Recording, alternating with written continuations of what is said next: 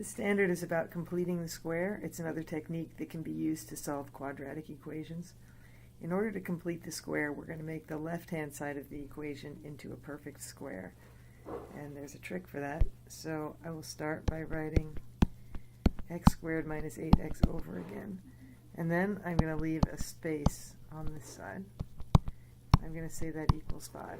So what goes in the space? I'm going to take half of the coefficient of the x term, so half of negative 8.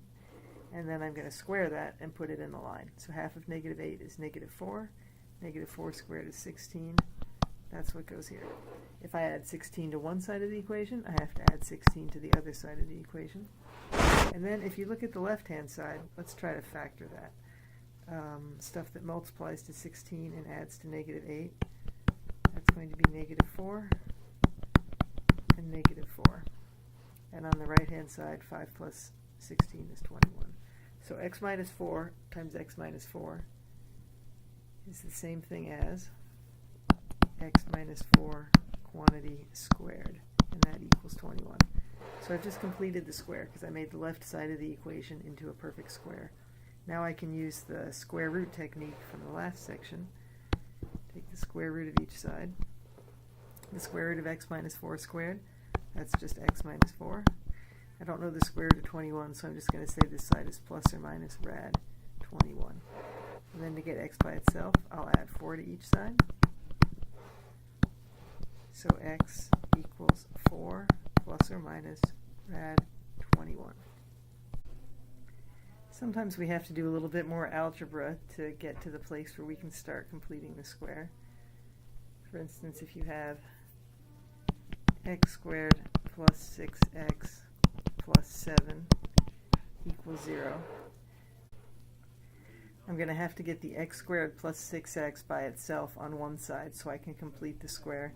So I'm going to subtract 7 from each side and leave x squared plus 6x. I'll leave a space again, and that's going to equal negative 7. So once again, I'm going to take half of the coefficient of x, so half of 6 is 3, and then I'm going to square that, and I'm going to put 9 in the little space. So x squared plus 6x plus 9 equals negative 7, and I'll also add 9 to that side. Now we see that the left-hand side is a perfect square, because that's x plus 3 times x plus 3. 3 times 3 is 9, and 3 plus 3 is 6. And on the right side I have 2, so I'm going to write this as x plus 3 quantity squared, and that equals 2. Next I'll take the square root of each side. So I have x plus 3 equals plus and minus rad 2. And then I'll subtract 3 from each side, giving me a final answer of x equals negative 3 plus or minus rad 2. It's a little more complicated to complete the square if there's a coefficient in front of the x squared. What we're going to have to do first is factor out that 4. So that'll give us 4 times x squared plus 4x. And I'm going to put a space here so I can complete that. And that's going to equal 9. So completing the square with x squared plus 4x, half of 4 is 2, 2 squared is 4, so I'm just going to put a 4 right here in this space. Now let's look at what I actually added to the left-hand side. What I actually added is 4 times 4, because I have the 4 out front, and I put a 4 in the little space. So what I need to add to the right-hand side to balance this out is actually 16, not just 4. So I'm going to put here plus 16. So completing the square on the left-hand side, that's x plus 2 quantity squared. On the right side I have 25.